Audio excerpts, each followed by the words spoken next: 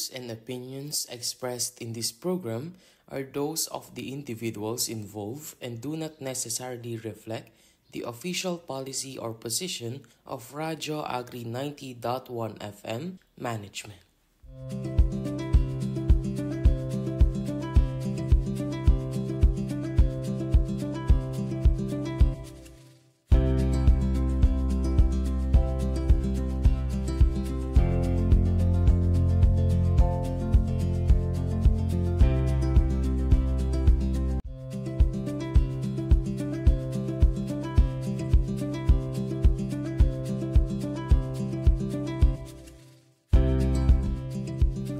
Ayan, so isang magandang araw po sa lahat ng ating mga ka-Radyo Agri at sa ating mga kapalay ngayon pong araw na ito. So syempre po, dahil panibagong araw na naman po, panibagong Wednesday na naman po, makakasama po ninyo ang Radyo Agri 90.1 FM Filmek sa halos isang oras po natin na kwentuhan dito po sa ating programang Palay Bida sa Radyo Agri. Hatid pa rin po yan ng Radyo Agri 90.1 FM Filmek, kasaganaan para sa bayan. At katuwang po natin sa programang ito ang Philippine Rice Research Institute o ang PhilRice. Ayan, so bago po tayo magsimula sa ating panibagong episode, batiin po muna natin, of course, ang ating mga kasamahan po dito sa Filmek, starting off with our Director for Dr. Junicio G. Alvindia, gayon din po sa ating Deputy Director, Sir Joel V. Dator, sa lahat po ng ating mga Division Chiefs at Section Heads po sa lahat ng sulok ng Filmek. Yan, magandang araw po at sa lahat po ng mga staff, sa mga utility personnel,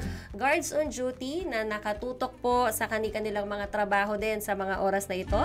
Magandang hapon po. At syempre sa mga naiwan po sa kanilang mga tahanan, sa mga nasa eskwelahan, sa mga nasa kanilang mga sasakyan po na nakatutok sa atin sa radyo via 90.1 FM na ating channel sa radyo. Magandang hapon po. At syempre, patiin din po natin ang ating mga kapalay sa PhilRice, sa kanilang Executive Director Dr. John C. De Leon at sa DevCom Division Head na si Dr. Hazel V. Antonio. At syempre, batiin ko na rin ang ating kapalay na si Kapalay Minard Pagaduan. Ayan. So, bukod po sa ating 90.1 FM na frequency channel sa ating radyo, tayo rin po mga ka-Radyo Agri at kapalay ay sabayan din pong napapanood sa mga official Facebook pages ng Radyo Agri 90.1 FM Filmek, DA PhilRice at DA Filmek Facebook pages.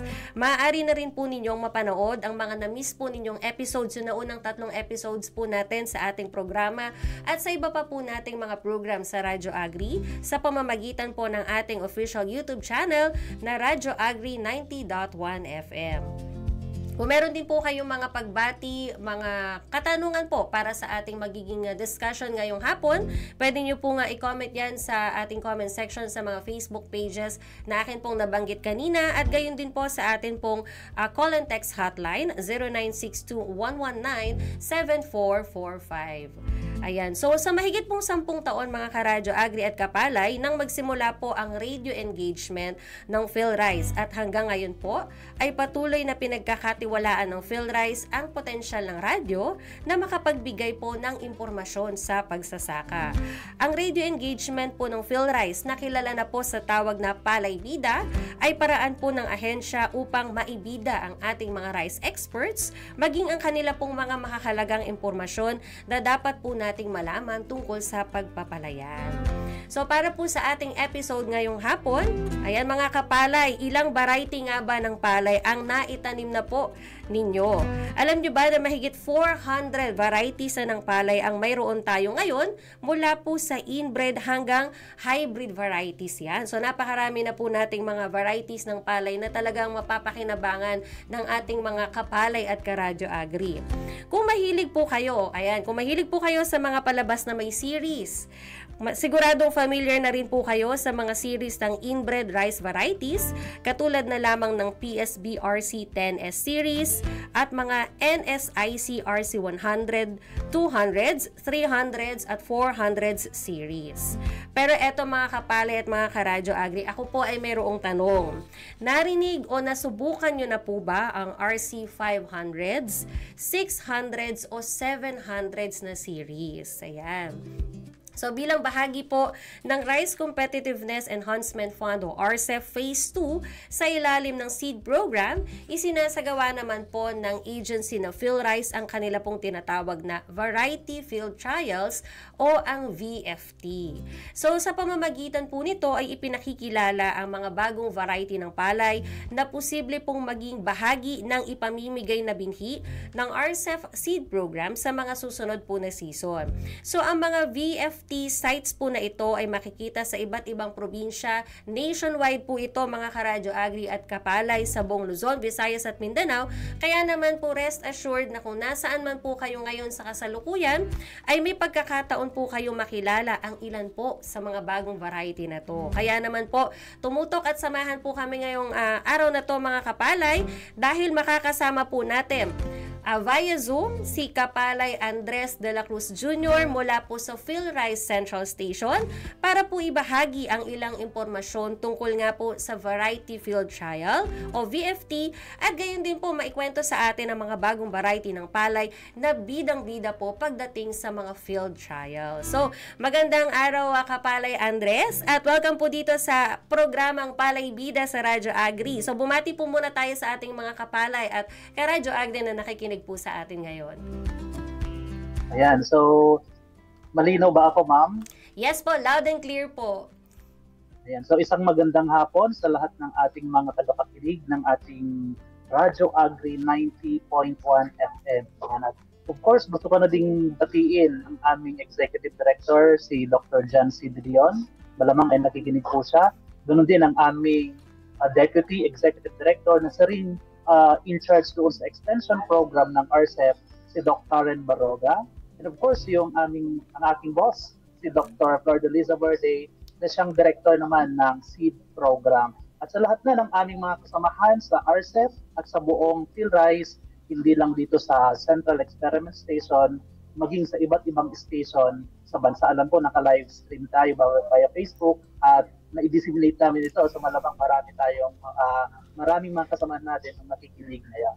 Yes po. Actually, puro magbuhat po nung na-i-share natin yung page. May mga sunod-sunod na notifications tayo na marami rin po actually ang nag-share ng ating pong promotional poster para po pag-usapan natin itong tinatawag natin na Variety Field Trials or VFT.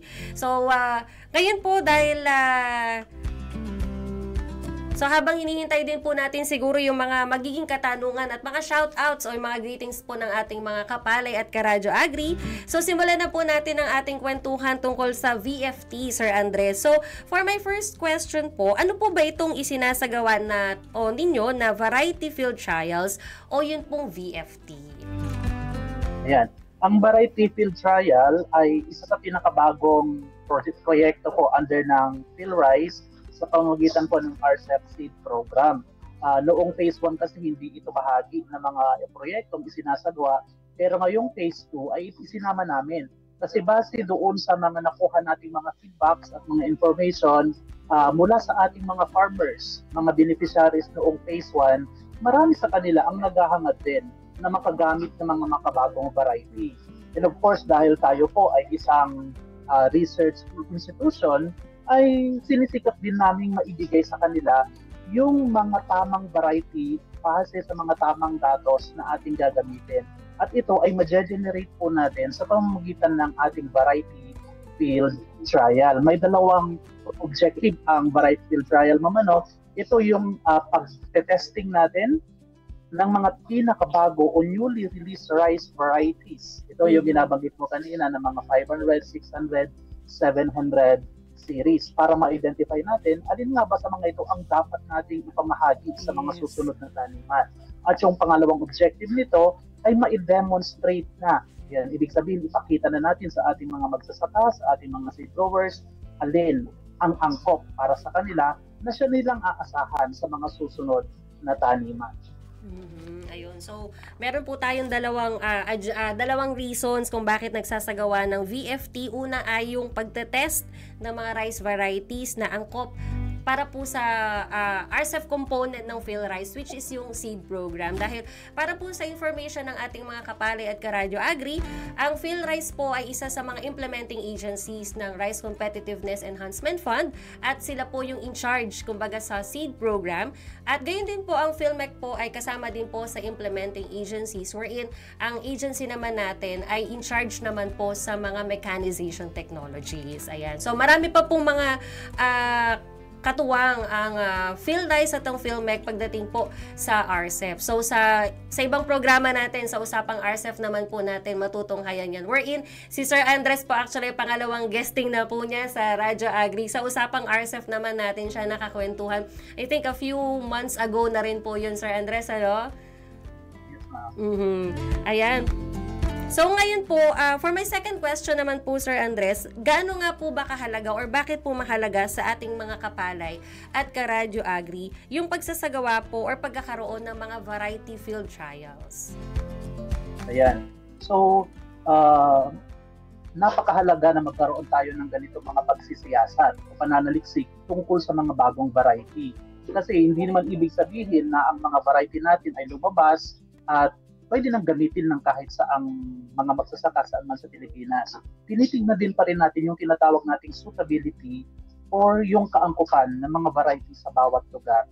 Kaya sa pamamagitan ng ating variety field trial ay makikita natin later kung ano yung mga angkop, ano yung mga specific varieties ang angkop sa bawat region sa ating bansa. So dito natin makukuha yung mga datos sa pamamagitan ng actual na plant responses sa mga specific na lugar, yung kanilang responses sa mga peste at sa mga sakit, sa lodging o pagkadapa, at iba pang mga characteristics na napaka-importante para sa ating mga magsasaka, maging sa ating mga seed growers. So ito yung mga na-generate nating information sa pamamagitan ng variety field trial.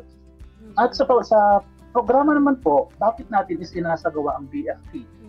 Kasi kung titignan natin, sa nakaraang mga season, nakailang season na tayo ng implementation ng seed program, naka-anim na po tayong taon, at nakita natin na halos pare-parehas na lang yung ini-implement nating mga interventions. So given na yung ating seeds, yung ating mga fertilizer, sa mechanization part, ay ayun yung mga common nating binibigay.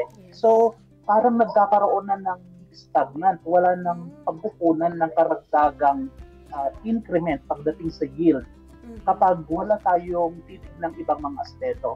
So sa seed program, tinitignan namin itong mga pinakabagong variety bilang source of increment. Kasi ito nga, yung mga nakita nating base sa mga datos na meron naman tayo sa mga MCP, ay mayroon itong mga yield advantage over sa check varieties natin na NSIC RC 222 pagdating sa inbred. Kaya napakahalaga na ma-identify natin alin yung pinaka-angkop para maibigay natin yung inaasahan ding karampatang karagdagang ani para sa ating mga magsasaka. Yes. So, nagsasagawa po ng mga iba't ibang klase ng mga assessments para po ma-ensure po natin na kumbaga hindi po masayang yung mga varieties o yung mga seeds po or mga binhi na ipinamimigay po natin sa ating mga farmers. Na-mention nyo nga po yung mga iba't ibang assessments and wherein yung mga responses po sa peste at iba pang mga sakit po. Dahil I believe po na maraming kailangan pong i-consider kapag po nagpapamigay tayo ng mga binhi, aside po dun sa location, yung klase din po ng lupa sa area po na yon, I assume ay isa rin po sa tinitingnan po ninyo. And bilang nasa iba't ibang areas or location tayo, so mahalaga po na makita din natin yung mga iba't ibang mga factors po na yon, ano yung mga characteristics kumbaga or mga features po na meron sa lugar na yon para po at least maiakma po yung variety ng palay. Para yun nga po, kumbaga at the end of the day, sa pangkalahatan po sa RCEP, ang hangad naman po ay mas mataas na kita at mas masaganang ani po para sa ating mga minamahal po na mga magsasaka. At syempre po, everything will follow from there. Even the consumers po, for sure makakapakinabang dahil mas mura po makakabili ng bigas. At the same time, napakaganda po ng quality. Lalo na po kung ang binhi po ay manggagaling sa seed program po na manggagaling sa PhilRice. Ayan. So for my third question naman po, sino-sino naman po, Sir Andres, yung mga kapartner po natin sa pagsasagawa po nitong VFT? Ayan. So sa establishment o yung pag-i-establish po natin ng mga variety field trial ay ang pangunahing katuwang po natin dyan ay yung mga seed growers, cooperatives, and associations. So sa lahat ng aming mga kapartner na sa seed program, yung mga nagsusupply ng ating mga certified seed, ay sila din yung tinap natin para sila yung unang makakita ano nga ba yung pinaka bagong mga variety para sa iba't ibang mga lugar. So, bukod sa ating mga seed growers, cooperatives, and association, tinatap din natin yung ating mga local, yung ating mga regional field offices, yung mga DARFOs. Ganun din yung ating mga state universities and colleges, and yung ating mga farm schools. So, sila yung mga katulong natin sa establishment ng mga ating variety field trial sa iba't ibang lugar dito sa Pilipinas. So marami rin po pala, no? Na-mention nyo po yung sa RFO natin and even the state universities and colleges, kumbaga sa part ng academe, ay may participation din po sila and even sa farm schools.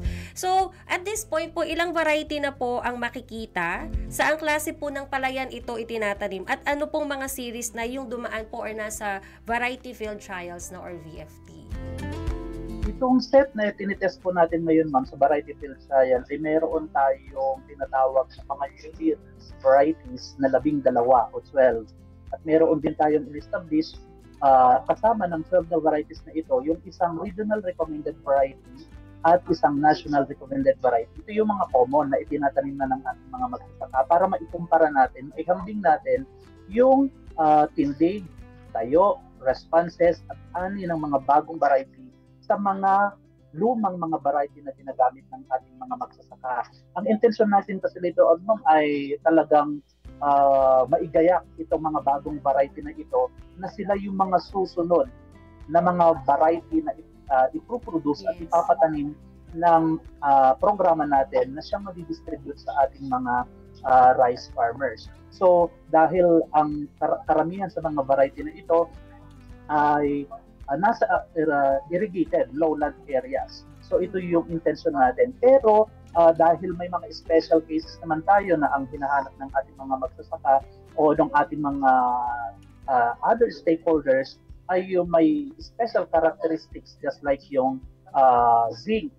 Kasama isang variety po tayo dyan na tinatawag nating zinc rice. So kasama sa ating tinitest sa iba't ibang mga lugar at isang drought-prone na variety. So ito po yung mga nasa variety field trial natin ngayong noong nakaraang wet season at itong susunod na dry season ng 2026. Okay, so marami na rin po at iba't ibang klase na rin po talaga. Lalo na po yung na-mention po ninyo na 2 bagong variety. At bukod nga po doon ay meron pong regional recommended and national recommended para po maging in comparison po dun sa mga bago at hopefully magkakaroon pa ng mga mas bago pang variety sa mga susunod na panahon po yan. So ilan pa lang po yan mga... Yes po. Magdadagdag ko lang po, yes, yung ating mga nasa trial ngayon ay mga dahil nabanggit ko bago, pero yes, para at least mas maliwanag sa kanila, ito ay nasa 500, may isa tayong 500 series, may siyang tayong 600 series at tatlong 700 series. Ayun. So ito yung mga abangan natin sa mga susunod na tanim. Yes, ayan. So, meron po tayong question from Sir Ruben Soriga. Ayan, bilang ordinaryong magsasaka, paano kami makaka-avail ng inyong mga bagong variety na inyo daw pong na-mention? Ayan.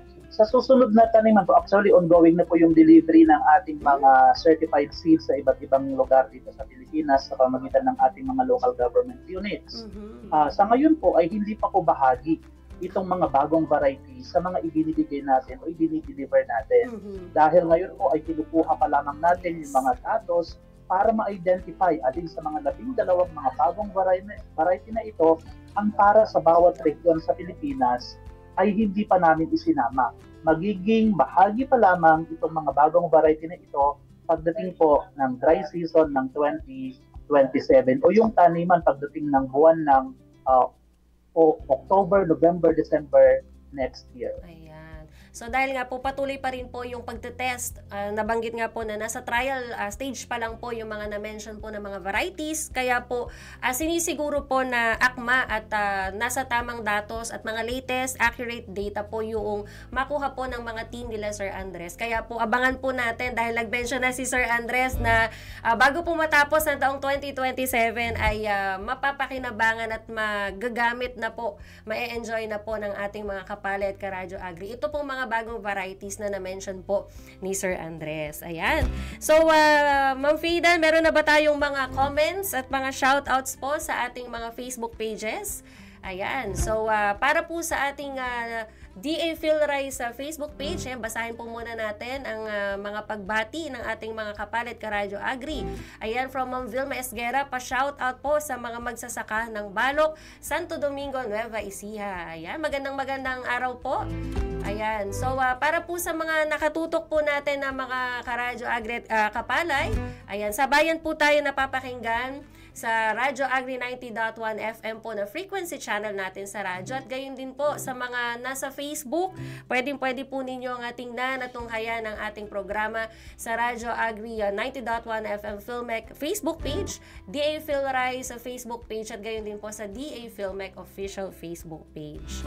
So kayo po ay patuloy pa rin na nakatutok sa programang Palay Bida sa Radyo Agri. Dito lamang po yan of course sa Radyo Agri 90.1 FM, kasaganaan para sa bayan. Kasama pa rin po natin of course sa programang ito ang Philippine Rice Research Institute o ang PhilRice. So usapang VFT pa rin po tayo sa mga karadyo agri at kapalay natin na katututok pa lamang, kabubukas pa lang ng kanilang radyo o ka-open pa lang po ng kanilang Facebook. Ayan, pinag-uusapan po natin ang Variety Field Trials.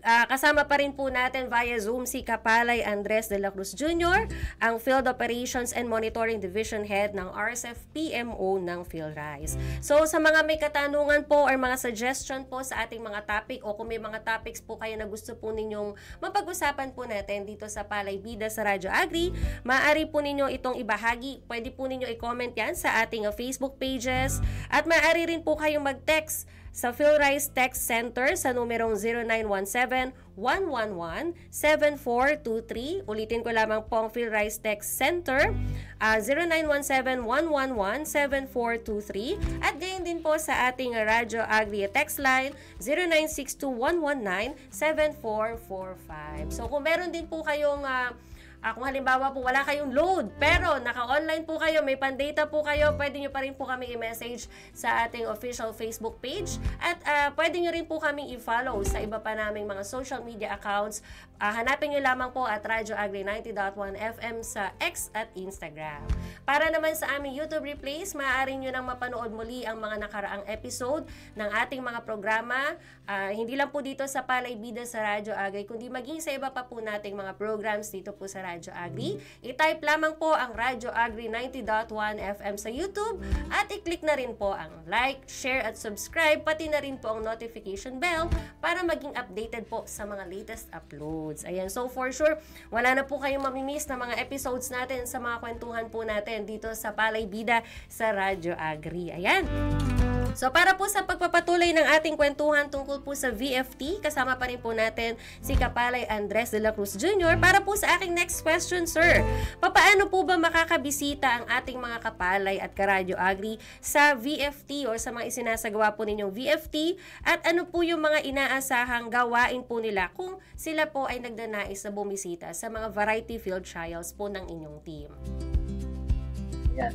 Sa ngayon po ma'am ay natapos na po yung mga field days na isinasagawa po under sa variety field trial. Natapos na kasi yung anihan, so definitely yung ating mga establishment ay natapos din kasi karaniwan ay sumasabay ang ating establishment sa mga taniman din ng ating mga magsasaka. Pero ito ng susunod na dry season, mag-uumpisa na naman yung establishment natin ng ating mga field trial. So, itong November, December, karamihan ng ating mga sites across the country ay mai-establish na. So, gusto natin na maipakita din sa pamamagitan ng ating mga established sites na mabisita ng ating mga farmers itong mga site na ito. So, para makita nila yung mas maganda nga sana para kung masubaybayan nila yung mula pa lamang sa kanyang pagiging sibling hanggang sa maani, dahil strategic naman yung mga sites natin, malalapit din sa kalsada. Ang pinakamalapit po natin ay malapit lamang dito sa Nesga. Kung alam po natin itong opisina ng Nesga, malapit dito sa marker between Balok at Maligaya, ay meron tayong isang sites po dyan. So, sa itong mga established na BFT sites ay pwedeng bisitahin. Open ito sa lahat ng ating mga magsasaka. Pero karaniwan, iniimbita natin sila pagdating po ng yung kanyang ripening stage para makita nila yung actual na itsura ng ating mga variety na aanihin na. Kasi dito natin tinitignan yung suwi ng ating mga varieties, yung dami ng kanyang mga butil sa bawat uhay hanggang sa ani po nito. So, dyan yung ating mga magsasaka, ini-invite talaga natin kasi gusto nating maging bahagi sila sa pagpili ng binhi. Yes. So, mayroon tayong tinatawag na participatory varietal selection kung saan nag-invite tayo ng mga magsasaka para i-evaluate ang bawat variety na ito. So, sila yung magdidesisyon, sila yung pipili base sa kanilang sariling preferensya kung alin sa mga varieties na ito ang gusto nilang itanim sa mga susunod na taniman. At kukuha din tayo dyan ng mga datos kung ano yung mga dahilan kung bakit itong mga specific variety na ito ang kanilang mga napili. At yung mga datos na ito, yung i-consolidate natin para sa regional at national seed workshop next year para ma-identify na natin yung mga top varieties preferred ng ating mga stakeholders. Pero bukod po dyan, ma'am, bukod kasi sa variety field trial, mayroon din tayong tinatawag na sensory evaluation. Okay. So, katuwang ang ating rice chem, yung ating division dito sa PhilRice, ay niluluto natin itong mga sample na bigas ng mga varieties from our entries din, parehas kung ano yung tinanim natin, kasi din yung iluluto natin at ipapatikim sa ating mga magsasaka para mag-test naman nila yung eating quality nitong mga varieties na ito. Kaya hindi lamang yung ani ang tinitignan natin dahil alam natin itong nakaraang mga season ng maraming mga farmer ang medyo umaayaw sa mga matitigas kasi hindi yun yung preferred ng ating market. Medyo menos presyo siya kapag ibebenta sa merkado. Kaya mas pinipili nila yung kahit medyo mas mababa yung kanyang ani pero mataas yung kanyang presyo sa merkado. Yun yung napipili din nila. So kasama yun sa pagpili natin ng variety para sa mga susunod na taniman. Itong participatory variety selection at yung ating sensory evaluation. Wow. Kumbaga po hindi lang yung mga kapalay, hindi lang po yung mga farmers natin, kundi even the consumers po, kasi bilang consumer din ako of course ng rice, isa sa mga prefer ko po talaga is malambot at saka po mabango yung aroma po nung kanin na aking i-enjoy. So, nakakatuwa pong malaman na kumbaga talaga lahat po ng factors ay tiningnan po ng inyong team para po masiguro na dapat po at swak po yung mga varieties na ibibigay po natin sa ating mga kapalay at Karadyo Agri. Ayan. Medyo nagutom tuloy ako dun sa may sensory evaluation. Ayan. So, next question na po tayo bago tayo magpunta sa usapang kanin, Sir Andres. Ayan. So, ilang sites na po sa kasalukuyan yung meron po tayong VFT at saan na po mga probinsya po makikita yung mga variety field trial sites na isinasagawa po. Meron na po kayo na-mention na isa kanina na malapit lang po somewhere sa Balok and Maligaya. So, bukod po doon, saan pa po may mga sites for VFT, sir? Yung ating variety field trial ay isang nationwide project. So, in-establish natin ito sa 76 na mga probinsya dito sa Pilipinas. Yun yung mga naging successful yung implementation natin ng variety field trial. Pero dito bang sa Central Luzon ay meron tayo sa lahat ng probinsya. Meron tayong isa sa Bataan na established na BFT trial site dyan. Dito sa Nueva Ecija ay meron tayong 4. Sa Tarlac meron tayong 5. Sa Pampanga meron tayong 3. Sa Bulacan 2. Sa Zambales 2. At sa Aurora meron din tayong 2. So lahat ng ito ay iuulitin natin nitong dry season. So kung ano yung na-establish natin successfully nitong wet season 2026-2025, ay uulitin naman natin ngayong dry season para makita natin ito bang mga variety na maganda noong wet season ay sila pa rin ba yung maganda ngayong dry season o baka may mas maganda na sa mga variety natin. So yun yung titignan natin at ito hindi lamang sa Central Luzon kundi sa 17 mga region dito sa Pilipinas ang sabay-sabay na nagkakandak nito bawat season. So mayroon tayong 180 sites across the country every season. Yan. So at least po masusure din natin na itong mga varieties po na to ay proven and tested mapa-dry or wet season po na prefer po na magtanim ng ating mga kapalit, Karadyo Agri.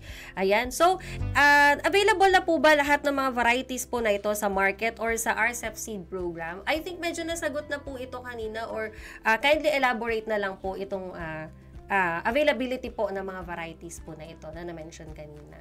Alam ko ma'am, excited na talaga yung ating mga farmers kasi noong nag-observe ako doon sa aking mga napuntahang mga variety field trial field days ay marami talagang mga farmers doon nakapili na.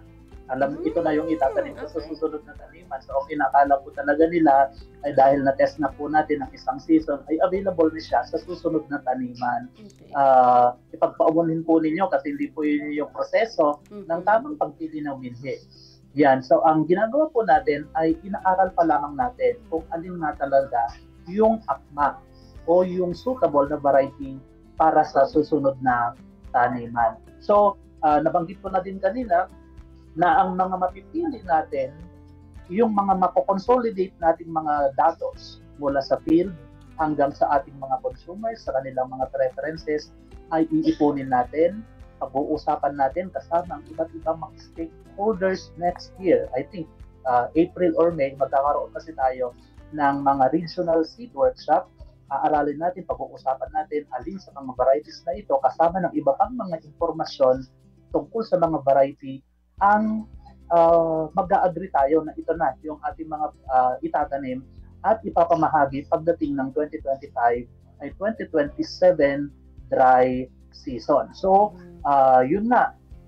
Magiging available pa lamang sa pamamagitan ng RCEP Seed Program itong mga bagong varieties na ito pagdating ng 2027 dry season. Pero alam ko may mga mabibilis din kasing seed growers mga so, hindi pa man lumalabas dito sa seed program, ay mayroon na silang mga itinanim din at ipinamahal. Maganda din yun. Kasi another source of information sa bahagi po ng PhilRice na mayroon ng mga nakakagamit at nakikita nating magaganda ang naging resulta. Magiging basehan din natin yon ng pagpili ng tamang binhi para sa ating mga magsasaka sa bawat region. Ayan. So, to clarify po, ito po ay magiging available next 2027 pa po. So, dry season po, last quarter po ng 2027. Kaya po, ulitin natin, habangan na lang po natin sa ating mga kapali at mga Karadyo Agri. And rest assured po na mai-inform po ang ating mga kapali at Karadyo Agri once po na maging available na po under RCEP Seed Program ng PhilRice. Ito po mga varieties na to. At syempre po yung proseso po ng VFTI, kumbaga hindi lang naman po siya overnight process dahil marami pong kino-consider na mga datos kagaya po ng paulit-ulit na ine-emphasize sa atin ni Sir Andres para po masiguro na akma at angkop yung variety po para po sa inyong lugar. Ayan, so meron po tayong pagbati mula kay Kapalay Florenda Javier. Ayan, good afternoon po.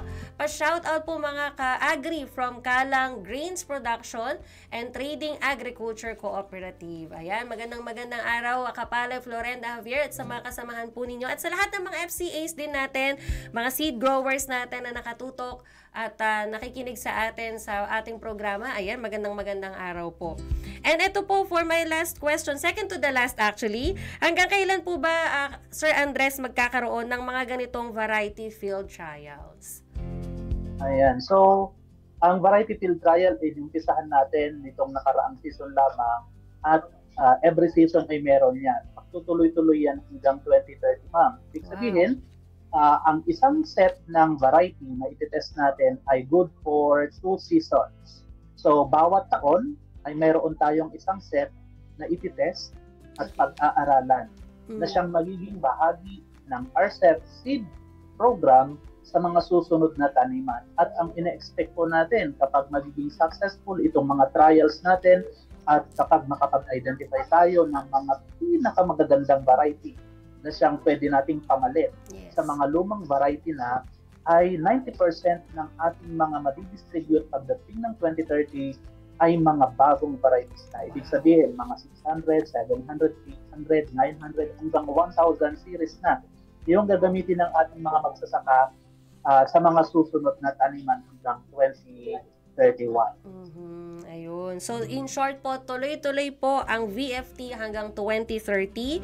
At yun nga po, they're looking forward, or we're all looking forward na by 2030, 90% na po na tinatanim ng ating mga kapalit karadyo agri ay bago na pong mga variety. So, abangan din natin yung mga susunod pang mga VFT sites and activities po na gagawin at ginagawa po ng PhilRice through the RCEP feed o RCEP seed program. So, bago po tayo magtapos, Sir Andres, baka po, ayan, another question po from Sir Ruben Soriga. As of now daw po, anong mga variety available at saan daw po sila maaaring bumili? Ayan, siguro, taga-saan po kaya si Sir Roel? Yes po, di pa po na-mention doon sa ating comment. Pero generally, sir, siguro po. Bawat region kasi meron tayong tinatawag na mga set of regional recommended varieties. So, yung mga dinideliver naman natin, pinapaproduce at dinidistribute sa ating mga farmers, ay resulta na yun ng mga seed workshops. So, may basihan yon. Hindi lang basta tiningalan namin sa langit at ito na yung ibibigay natin sa ating mga farmers. So ngayon, Sir Roel, ay ongoing na yung deliveries. Nag-umpisa tayo bago pa man dumating si Pino at saka si Juan, ay nagdi-deliver na tayo ng mga bilhi sa pamamagitan ng ating mga local government units. So pinakamaganda po, makipag-ugnayan po kayo sa inyong Municipal Agriculture Office para malaman po ninyo yung schedule ng distribution. Kasi yung schedule ng delivery po, yun ay kino-connecta po ng ating MAU, papunta po sa aming mga provincial coordinators, at kapag na-set po yung mga deliveries, ay dinideliver po natin yan, at ang nagsiset na din po ng schedule ng distribution sa ating mga farmers ay yung ating mga partner local government units. Ayan. So, thank you po din sa information na yon. At sana po nasagot po ni Sir Andres yung inyo pong concern, Sir Ruben. Ayan. At patuloy din naman po tayo magbibigay ng karagdagang information regarding po sa distribution ng RCEP seed program. Katuwang po natin dyan, of course, ang Radyo Agri sa pagbibigay po ng mga information. Ayan. And meron din pong comments si Sir Arnold Elep Capo. Ayan. Sana maagap din maibigay yung binhi na hybrid, lalo na daw po sa kanilang lugar sa Camarines Norte. At ang kanila daw pong area o ang karamihan daw po sa mga palayan doon ay upland. Ayan. So, well noted po yan, Sir Arnold. Maraming salamat po sa inyong comment. Ayan. At bago po tayo tuluyang magtapos sa ating kwentuhan, Sir Andres, maaari po ba kayong mag-iwan ng message o paalala po sa ating mga kapalay at karadyo agri? Ayan. Baka po meron po tayong mga paparating na mga field days na pwede po natin maibahagi among other information po sa ating mga kapalay at karadyo agri. Ayan. So, sa ating mga tagapakinig, lalong-lalo na po yung ating mga magsasaka, ganon din po yung ating mga local government units. Kunin ko na yung pagkakataon ito para magpasalamat sa aming mga magigiting na mga katuwang sa seed delivery and distribution, kasi hindi naman nagagawa ng PhilRice lahat yung kanyang mga trabaho kung wala po mga katuwang ng mga partners, lalong-lalo na po itong mga local government units. So, sa ating mga farmers, sabi ko nga kanina, ay napakaganda na meron tayong mga ganitong mga trials, meron tayong mga pag-aaral para masiyasat natin, ma-identify natin ano yung mga hakbang mga variety sa inyong mga lugar. At sana po, itong mga na-generate natin mga information na ito ay gamitin din ng ating mga magsasaka. So, hindi na lang sana tayo manatili doon sa mga lumang mga pinag-isin natin, kung ano yung mga itinatanim natin noon ay hindi na natin bibitiwan dahil ito na yung nakakisan natin. Meron na tayong mga siyensya ngayon na ginagamit ng mga datos para matukoy ano yung pinakaangkop ng mga variety sa inyo. At sana ay ang pilikin natin kung ang produkto ng mga datos na ito, ang produkto ng mga pag-aaral na ito, na ginagawa po ng PhilRice, ng kanyang mga katuwang ng mga ehensya, para po sa kapakanan ng ating mga minamahal na magsasaka. You reap what you sow. So kung anong itatanim mo, yun yung aanihin mo. Kaya magtanim tayo ng mga pinakabagong variety, pinakamagagandang variety, at pinakaangkop na variety para umani din tayo ng angkop, sapat sa ating mga pamilya at sa ating bansa. Ayan. So, wow. Well noted po yan, Sir Andres. So, tama po na na-emphasize din natin na itong mga information, itong mga efforts po ninyo, gaya po yung variety field trials, ay isinasagawa po para po sa ating mga kapalay at mga karadyo agri na mga magsasaka para po maging additional source of information nila, relevant and accurate at legit, kumbaga, ng mga information para po at least alam na ng mga farmers natin kung ano po yung mga susunod na steps at yung mga varieties po na maaari po nilang makonsider para po sa kanilang pagtatanim. Ayan. Ayan, shout out po kay Sir Rafi Fahanela. Ayan, hello sa iyo, kuya. Magandang araw. Ayan, so meron pa ba tayong ilang mga pa-shoutout? At sa lahat po ng mga patuloy pa rin na nakatutok at nakikinig po sa ating programa, ayan, magandang araw po sa inyo. So dito na nga po nagtatapos at natunghayan po natin ang iba't ibang information tungkol po sa Variety Field Trials o VFT at ilan po sa mga variety ng palay. So medyo may mga na-mention na pong mga variety series si Sir Andres kanina na aabangan po ng ating mga kapalay at karadyo agri sa 2027 dry season dahil yun nga po ay nasa proseso pa rin po siya ng pagtukoy po ng mga data na napaka-importante po. At i-emphasize ko lang po, Sir Andres, yung paulit-ulit din po nating na-mention na ginagawa po ito para makita yung angkop, yung swak na variety po ng palay na maibibigay po through the RCEP Seed Program. At syempre po ay yung iba pa pong mga efforts na mga implementing agencies gaya ng PhilRice at PhilMec sa Rice Competitiveness Enhancement Fund at iba pa pong mga programa. Syempre para po sa ating mga minamahal na mga magsasaka. So maraming salamat po, Sir Andres, sa pagsama po sa amin and looking forward po sa next airing po. Sana naka-live na kayo, sir. Looking forward po kami dyan. At maraming salamat din po kasi ito po yung second. Marami pa po sana nating magiging kwentuhan sa iba pa po nating mga program dito po sa Radyo Agri. Sir, baka po meron pa po kayong gusto pang batiin na makasama po ninyo yung inyo pong family bago po tayo tuloy magpaalam? Gusto ko lang batiin yung aking mga kasamahan dito sa Field Operations and Monitoring Division. Ayan, dito sila nakikinig sa ating talakayan. And of course, yung ating mga partners sa iba't ibang lugar at aming mga kasamahan din sa iba't ibang branch station ng VA PhilRice. And of course, yung aking misis, si Laika, at yung aking mga anak, si Zyder at si Tyla. Hello, andito na ulit ako sa Nueva Ecija. Ayan. So, maraming salamat po, Sir Andres, at sa mga na-share po ninyo information tungkol sa VFT or Variety Field Trials ng RCEP Seed Program mula po sa PhilRice. At bago po tayo tuloy magtapos, alam niyo po ba na mayroong isang uri ng bigas na mayroong beta-carotene na nagiging vitamin A sa ating katawan kapag po ito ay ating kinakailangan. So, ito po ang malusog rice na mayroon pong gininto ang kulay. Ayon po sa mga pag-aaral, ang isang tasa po ng malusog rice ay nakapagbibigay ng 30 to 50% ng daily estimated average requirement o EAR ng vitamin A para po sa mga bata, sa mga pregnant at sa mga nagbe-breastfeed po nating mga mothers. At para po sa iba pang mga katanungan, maaari po kayo mag-text o tumawag sa PhilRice Text Center sa numerong 0917-111-7423 at maaari nyo rin pong i-like at i-follow ang DA PhilRice Facebook page. Gayon din po ang ating Facebook page Radyo Agri 90.1 FM PhilMec at ang DA PhilMec Facebook pages. Para naman din po sa mga shoutouts, concerns at comments po sa ating mga karadyo agri, meron din po tayong Radyo Agri text and call hotline 0962-119-7445. And again po, bukod po sa ating official Facebook page, pwede nyo rin po kami i-follow sa X at Instagram sa Radyo Agri 90.1 FM. At maaari nyo rin pong balikan at pakinggan muli ang Palay Bida sa Radyo Agri kada Sabado o Linggo sa ating 90.1 FM radio channel. So sa ngalan po ni Kapalay Minard Pagaduan at ng Philippine Rice Research Institute, muli po ako po ang inyong kapalay at karadyo agri Badeth mula pa rin po dito sa Philippine Center for Post-Harvest Development and Mechanization. Dito na po nagtatapos ang isa na namang makabuluhang episode ng Palay Bida sa Radyo Agri. Dito lamang po yan sa Radyo Agri 90.1 FM PhilMec, kasaganaan para sa bayan.